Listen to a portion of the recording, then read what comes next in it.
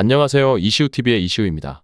해당 분석은 초안 분석이며 최종 분석과 픽은 하단 댓글에 있는 링크로 문의 주시면 방입장 도와드리도록 하겠습니다. 방입장은 무료로 진행되며 절대 금전적인 요구를 일체하지 않습니다. 이번 분석은 승부식 92회차 해외 축구 총 2경기 분석 진행해 보겠습니다. 도미니카 공화국은 아직 8강 진출 가능성을 완전히 잃지 않았습니다. 이번 경기에서 도미니카가 3골 이상의 차이로 승리하고 동시에 이집트가 3골 이상의 차이로 패배하면 도미니카는 준중결승에 진출할 수 있는 기회를 얻게 됩니다. 이러한 상황을 고려할 때 도미니카는 기존의 3-5-2 포메이션을 버리고 매우 공격적인 전략을 취할 가능성이 높아졌습니다. 공격적인 플레이가 이번 경기의 핵심이 될 것입니다. 그러나 도미니카에게는 큰 아쉬움이 있습니다. 그들의 공격진 중 유일하게 공격 포인트를 기록한 아즈코나가 지난 경기에서 퇴장당해 이번 경기에 출전하지 못한다는 점입니다. 이는 도미니카의 공격력에 큰 타격을 줄 수 있으며 팀 전체의 사기에도 영향을 미칠 수 있습니다. 공격의 핵심 선수가 빠진 상황에서 도미니카는 어떻게 득점 기회를 만들어낼지 큰 숙제를 안고 있습니다. 반면 우즈베키스탄은 연령별 대표팀에서 과거의 강력한 모습을 완전히 이어가지는 못했지만 여전히 공격적인 상황에서는 강한 면모를 보일 수 있습니다.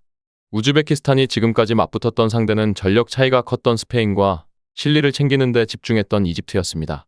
이 두 팀과의 경기는 우즈베키스탄에게 어려운 도전이었지만 도미니카와의 경기는 다른 양상이 될 것입니다.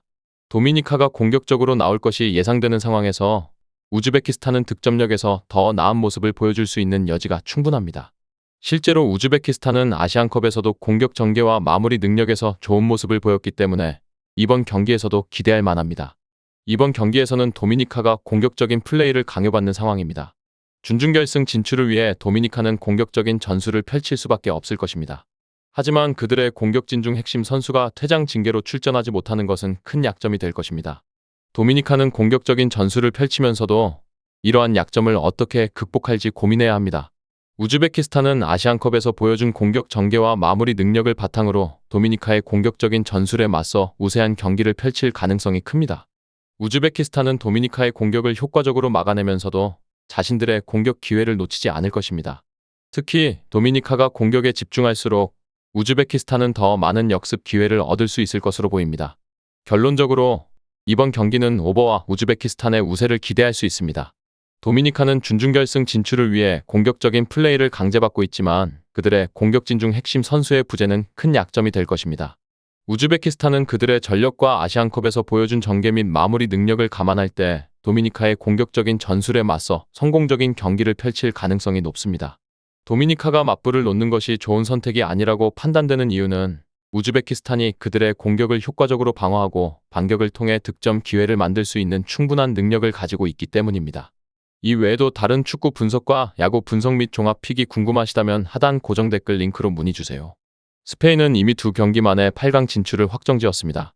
스페인의 엔트리가 매우 강력하며 특히 고메스가 측면에서 보여주는 뛰어난 기량은 올림픽 대표팀 수준을 압도하고 있습니다. 그러나 이번 3차전에서는 스페인이 반드시 승리할 필요는 없는 상황입니다. 스페인은 로테이션을 돌릴 수 있는 여유가 있으며 이집트에게 패하지 않기만 하면 조 1위를 확정 지을 수 있습니다. 따라서 스페인이 이전 2경기처럼 강한 공격력을 보여줄 필요는 없습니다. 이집트 역시 경기가 최대한 느슨하게 진행되는 것을 선호할 가능성이 큽니다. 이집트는 이번 경기에서 3골 차이로 지지만 않으면 2위로 8강에 진출할 수 있기 때문입니다. 이러한 상황에서 이집트는 매우 수비적인 전략을 펼칠 가능성이 큽니다. 물론 이집트가 1위를 차지할 가능성도 있지만 현실적으로 스페인을 상대로 중앙에서 경기를 주도하기에는 전력 차이가 너무 큽니다. 스페인처럼 다득점에 능한 팀을 상대로 공격적으로 맞붙는 것은 전략적으로 어려운 선택일 것입니다. 이번 경기는 언더 양상이 가장 유력해 보이며 무승부를 목표로 하는 것도 나쁘지 않은 선택일 것입니다. 스페인은 로테이션을 돌리며 1위를 유지하기 위한 안정적인 운영에 집중할 가능성이 큽니다. 특히 이집트는 3골 차이로 패하지 않기만 하면 되기 때문에 경기를 최대한 안정적으로 운영할 가능성이 높습니다. 이러한 상황에서 두 팀이 느슨한 경기를 펼칠수록 서로에게 유리한 상황이 만들어집니다. 결국 두 팀이 암묵적으로 합의한 듯한 경기 내용이 전개될 가능성이 큽니다. 스페인은 이미 8강 진출을 확정지었고 이집트는 큰 점수 차이로 패하지 않기만 하면 됩니다. 이러한 상황에서 두 팀 모두 공격보다는 수비에 집중하며 안정적인 경기를 펼칠 것입니다. 스페인은 로테이션을 통해 선수들의 체력을 안배하고 이집트는 수비를 강화하여 큰 점수 차이로 패하지 않는 데 집중할 것입니다. 결과적으로 이번 경기는 언더 양상과 무승부 가능성이 매우 높다고 할 수 있습니다. 스페인은 조 1위를 지키기 위해 무리하지 않을 것이고 이집트는 8강 진출을 위해 최대한 수비적으로 나올 것입니다. 이런 맥락에서 두 팀 모두 승부보다는 안정적인 경기를 통해 각자의 목표를 달성하려 할 것입니다.